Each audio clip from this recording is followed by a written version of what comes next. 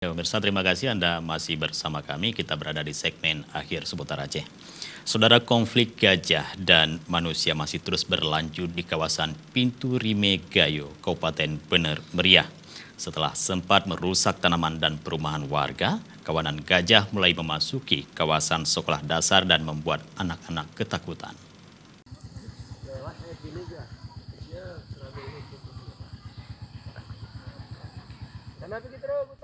Persoalan konflik gajah dan manusia di kawasan Kabupaten Bener Meriah masih terjadi hingga dengan saat ini. Bahkan baru-baru ini gajah liar tersebut memasuki sekolah dasar di Pintu Rime Gayo. Gajah kembali masuk ke kawasan Pintu Rime Gayo Bener Meriah, tepatnya di desa Seni Antara yang berbatasan dengan Juli Kabupaten Biren dan Pidijaya.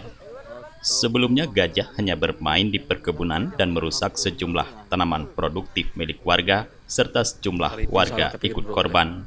Meskipun tak ada korban jiwa, akibatnya anak-anak sekolah dasar terpaksa dijemput dan dipulangkan oleh guru mereka karena ketakutan dan panik dan menimbulkan trauma. Bulan lalu, gajah liar sempat mulai berkeliaran di jalan lintas nasional Biren Takengon.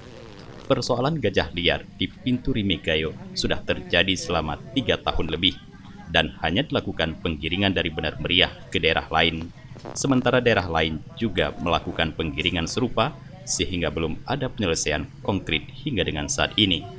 Dari Kabupaten Bener Meriah, Tim Liputan Aceh TV melaporkan.